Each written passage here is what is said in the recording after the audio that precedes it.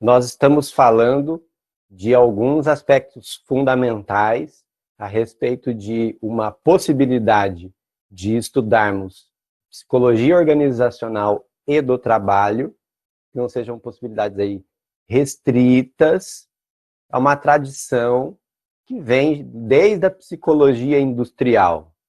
Na história da organizacional, da psicologia organizacional de trabalho, a gente tem esse início aí junto à psicologia industrial, do Taylorismo, do Fordismo ainda. Caminhando mais para frente, a gente tem então a perspectiva hoje de nós trabalharmos mais estritamente com processos gerenciais, pensando em questões, digamos assim, macro, do espaço da organização, da empresa ou da instituição, se preferir dizer, e nós temos também a possibilidade, então, de pensarmos em aspectos psicossociais. E aí, do que é que a gente está falando? A gente está falando de considerar o trabalhador como sujeito, como alguém, então, que tem o protagonismo em seu espaço de trabalho, no sentido de ele procura estabelecer estratégias para se relacionar com o trabalho, não é simplesmente um produto desse meio, mas é claro que a gente está falando de uma autonomia relativa, que não é total também essa autonomia, não é 100% essa autonomia, mas ele também não é totalmente assujeitado, ele não é totalmente submisso às circunstâncias. Ele vai sempre produzir os seus próprios sentidos com relação ao seu ambiente de trabalho, sua vivência do trabalho, e vai estabelecer as suas estratégias para lidar com o dia a dia do seu mundo do trabalho, certo? A gente, então, vai pensar um pouco nessa perspectiva. Tem autores que vão chamar de psicossocial, mas não é a perspectiva psicossocial como a psicanálise de linha francesa, principalmente, trabalha. A gente está tomando aqui como base, então, um texto que fala aí dessas possibilidades de abordagem dos aspectos mais cotidianos, dos aspectos mais corriqueiros, dos aspectos micro da relação das pessoas com o seu trabalho. Temos aí 3 exemplos para a gente pensar. E esses 3 exemplos são bem interessantes, porque eles já mostram para a gente que possibilidades que a gente vai poder desenvolver numa análise desses processos, desses momentos, dessas cotidianeidades, dessas coisinhas do dia a dia. A gente tem aí, então, como exemplos, a formação toyotista do trabalho. Vou explicar o que é, tá? Palavra nova, toyotismo, pode ser uma palavra nova para alguns. A gente tem, então, a formação da feira livre, feira, sabe a feira do domingo de manhã, que a maioria das cidades tem? E as cooperativas. Acho que acredito que a cooperativa mais conhecida atualmente sejam as cooperativas de materiais recicláveis, né? Essas 3 formas têm em comum uma vivência cotidiana muito peculiar, valorizada, em que o contato pessoa a pessoa, a construção de certos vínculos grupais, de certas relações dentro do grupo, é bastante importante. Então, são bem diferentes, mas tem isso em comum, porque a gente está interessado, então, justamente nessas relações cotidianas. A gente está interessado justamente em tudo isso que entra nessa produção de sentidos, construção de estratégias no dia a dia para lidar com o trabalho. E como que isso faz de cada pessoa aquilo que ela é. Porque, de fato, o trabalho ele tem um papel central na nossa sociedade para as pessoas darem sentido àquilo que elas são, para as pessoas darem sentido para si mesmas. O trabalho não é pouca coisa na nossa vida. Tanto pelo tempo que ele toma, pelo tempo que ele ocupa aí no nosso dia a dia, não é mesmo? Pela importância que a gente dá a ele, que não é só para a nossa sobrevivência, mas é também diz respeito a como as pessoas nos veem, a como as pessoas nos consideram, como a gente nos considera a nós mesmos. Só ver como, quando a pessoa está numa situação de estar sem emprego, já passei por isso também, então, como a pessoa se sente inútil, a pessoa se sente sem valor, a pessoa se sente sem um espaço de aceitação na sociedade. Ela não aceita a si mesma. E aí, então, a gente tem essa importância que não é pequena, que é gigante para as questões do mundo do trabalho, nossa relação estabelecida com ele. Bom, vamos lá. Quando a gente fala de toyotismo, a gente está falando de uma organização de trabalho que é característica, que foi criada ali nas chamadas indústrias Toyota, do carro, do automóvel, do Corolla. Muita gente adora o Corolla, né? Tem um amigo meu que ele é fanático por Corolla, ele pôde ter uma vez na vida e até hoje ele acha o máximo a ideia de ter um Corolla um dia. Toyotismo é uma forma peculiar de organização que foi muito popular aí até a década, entre os anos 70, final dos anos 70, mas é mais nos anos 80, e aí entrando nos anos 90, foi considerada uma superação do Fordismo e do Taylorismo. Então, lembrando que Fordismo, basicamente a ideia era a organização em série, né, da linha de montagem. Eu monto uma parte, passo para o outro que monta outra, que passa para o outro que monta outra, e isso faz com que a produção seja mais eficiente, mais rápida. O Taylorismo dá um passo adiante, dizendo que eu preciso coordenar, organizar, pensar sistematicamente cada ação do trabalhador para a linha de montagem ficar mais eficiente. É aí que entrava a psicologia industrial, uma tentativa aí científica de mais produtividade. O toyotismo é considerado um passo adiante do taylorismo, tá? Muito por causa de que a organização do trabalho das fábricas de automóveis tornou-se uma espécie de paradigma para a organização do trabalho industrial, né? Porque foi lá no Fordismo que surgiu essa organização em série, ainda é muito importante para a organização do trabalho industrial, mas outras formas foram se desenvolvendo, pegando por outros caminhos a possibilidade de pensarmos a linha de montagem.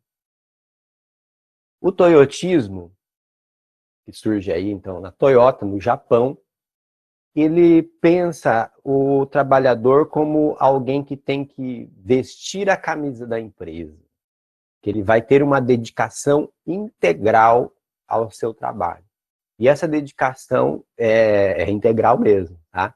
Ela envolve, por exemplo, um empenho que vai para além do cumprimento das ações esperadas, para além do cumprimento da rotina.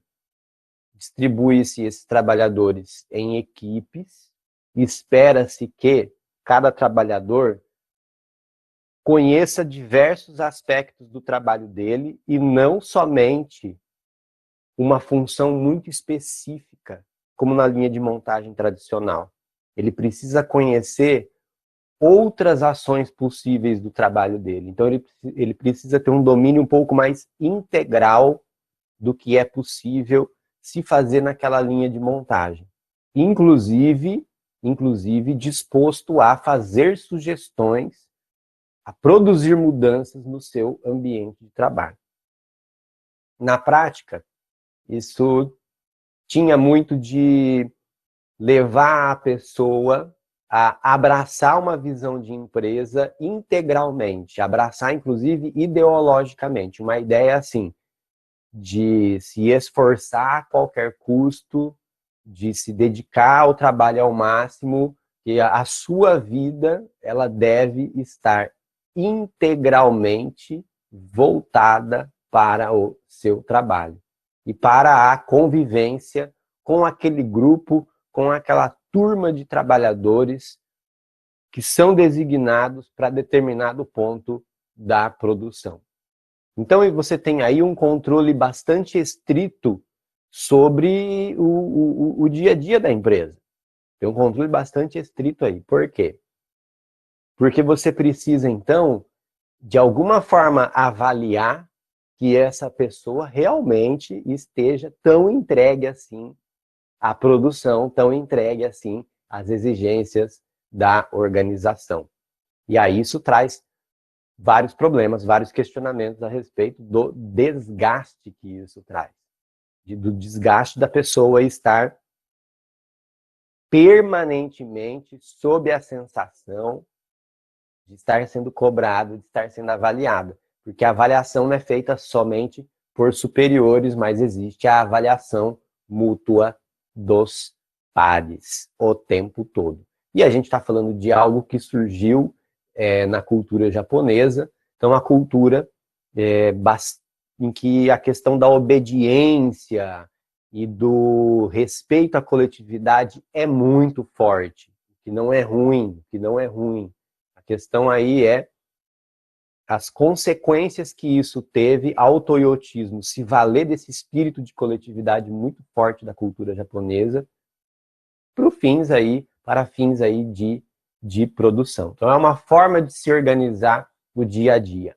Acontece que, mesmo em um ambiente bastante estrito, como a gente pode imaginar a respeito do trabalho nas indústrias japonesas, mesmo em ambientes estritos, existem como eu vou dizer assim, existem as medidas de reação, umas contramedidas. Então, por mais que tentem controlar o nosso dia a dia, controlar até mesmo o meu posicionamento ideológico através dessa ideia do vestir a camisa, para a minha própria sobrevivência enquanto trabalhador, para eu não estralar, para eu não estourar de vez, eu crio estratégias para lidar com esse cotidiano muito difícil, muito exigente. Eu crio estratégias para desenhar possibilidades de lidar com essa realidade bastante difícil, desenhar outras possibilidades de lidar com essa realidade bastante exigente, né? E fazer algo, então, que permita-me, que eu tenha até mesmo algum prazer nesse ambiente, por mais difícil que seja. Acontece que, no auge da ideia do toyotismo, tentaram pegar elementos para qualquer ambiente de trabalho. Qualquer ambiente de trabalho mesmo. Ambiente de trabalho que não tem nada a ver com a fábrica, né? E eu sei, assim, por exemplo, de situações em lugares em que exige-se, ou um dia se exigiu,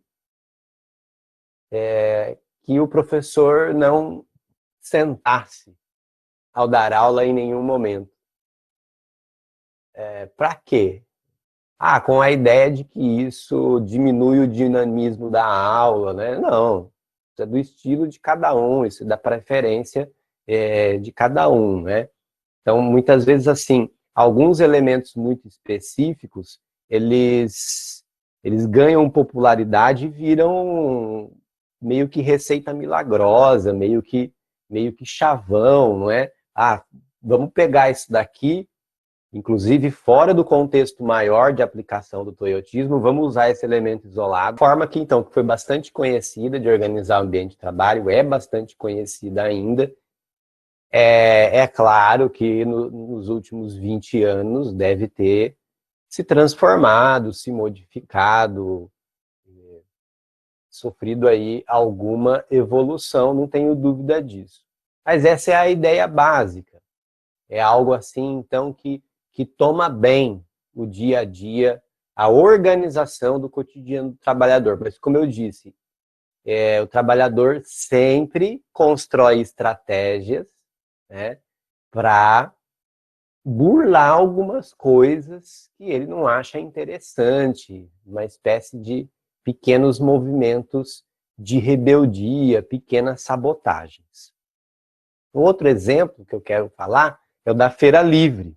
Feira feira, domingo de manhã, ir lá comprar verduras e legumes, frutas, ir lá comer um pastel, tomar um caldo de cana, saudade, né? Pastel de feira é muito bom. Tem gente que compra pastel na feira sempre 4 horas da manhã, não sei por quê. Não sei por quê, né? E, e esse modelo é bastante conhecido, né? Esse modelo é bastante antigo. Ele, na verdade, ele tem pelo menos umas tantas centenas de anos que existe, tá? Pelo menos desde a Idade Média existe o modelo de feira livre, onde pequenos produtores vendem aquilo que eles fazem, seja de artesanato, seja da produção da terra, seja de laticínios, seja do que for, né? A gente tem aí também os chamados atravessadores. Esse é um termo fora de moda, faz tempo que eu não vejo alguém empregar esse termo. Os atravessadores são as pessoas que compram do produtor e vão lá revender. Eu acho que não se utiliza mais esse termo nos anos 80, começo dos 90, era mais comum. A Feira Livre tem uma organização predominantemente horizontal.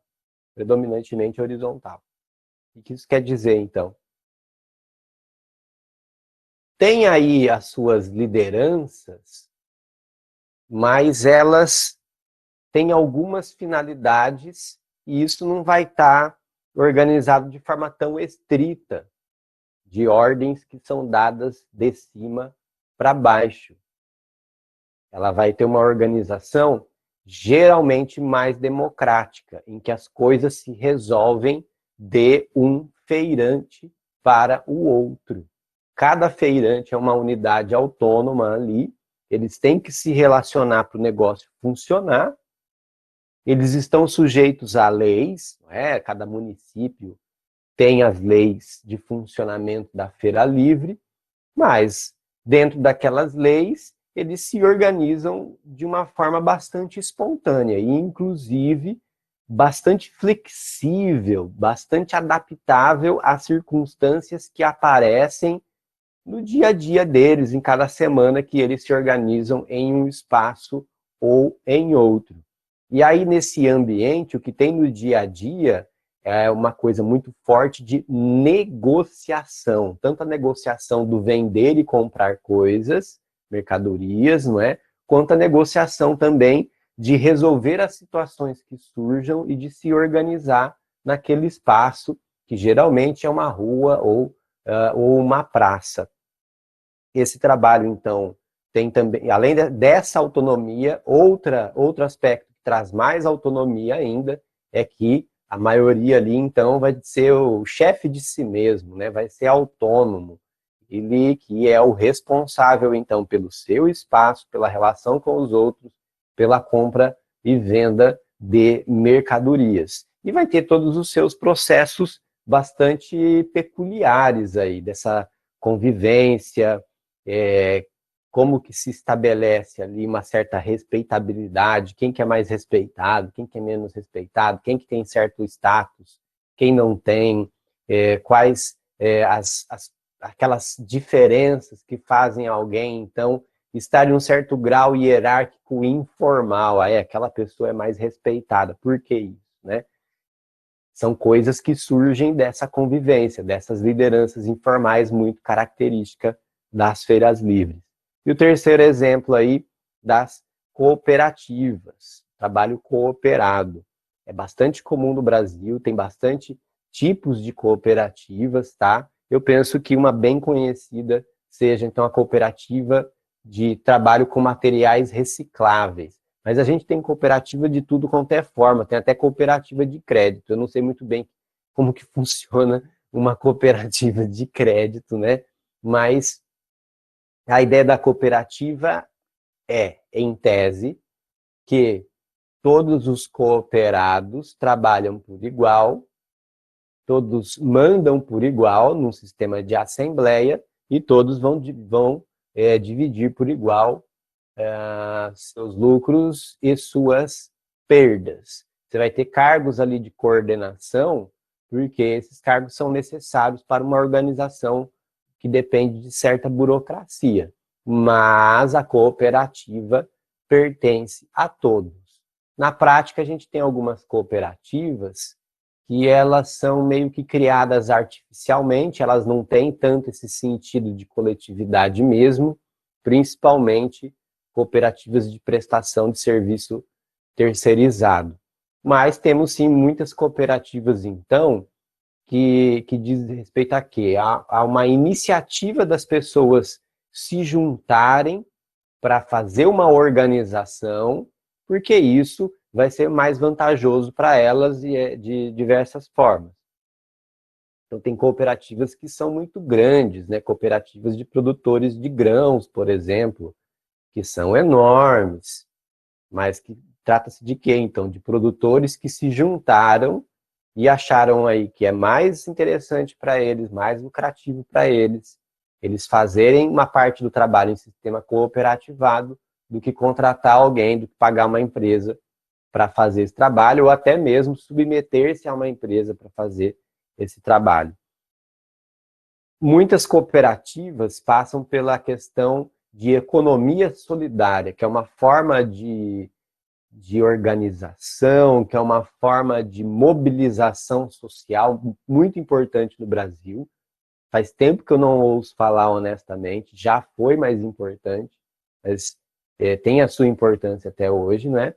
A economia solidária diz respeito ao quê? A iniciativas para gerar renda e autonomia financeira para famílias pobres ou para trabalhadores em situação muito difícil, situação precarizada, que preferem, então, de alguma forma, ter uma maior autonomia no seu trabalho, ter uma melhor vida financeira, sendo dono de seu próprio trabalho, mas aí no sistema cooperativado. Sistema cooperativado, em vez de ter um cara sozinho que investe, ou empreende, se preferir, você vai ter um grupo grande de pessoas fazendo isso, dividindo tudo por igual, dividindo as responsabilidades por igual, dividindo ganhas e possíveis perdas por igual.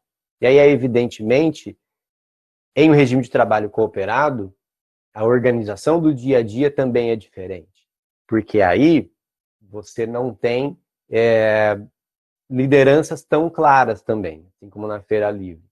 Vai ter lideranças? Sempre tem, mas a relação com essas lideranças não é uma relação tão vertical como em organizações de trabalho mais comuns, mais tradicionais, em que tem um chefe, tem um dono, tem um patrão.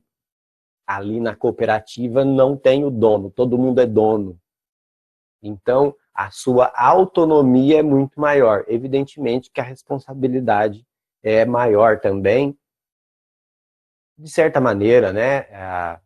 Todo trabalho exige responsabilidade, mas no sentido ali de que tudo que está ali é seu, porque você é membro da cooperativa. Então, tudo que está ali te pertence. É mais responsabilidade, mas é mais autonomia e é mais um maior senso de cuidado com relação ao seu próprio trabalho também. Afinal, você está ali, então, possuidor dos meios de produção, dependendo do ramo de trabalho, possuidor da mais-valia que você produz, possuidor da sua rotina, possuidor, dono das decisões que você tomar que dizem respeito ao seu trabalho. Quer dizer que cooperativa é melhor? Cooperativa é uma forma de organização de trabalho, eu acho muito interessante. Se é a melhor é outra discussão, mas eu penso que tem pontos bastante interessantes, né? A questão aqui a gente tem 3 exemplos de organização do cotidiano que é diferente, tem 3 exemplos de diferenças na organização do cotidiano que se devem à organização estrutural da organização, se devem a uma estrutura peculiar da organização. Isso vai se refletir na forma como as pessoas se relacionam no cotidiano e organizam o seu dia a dia.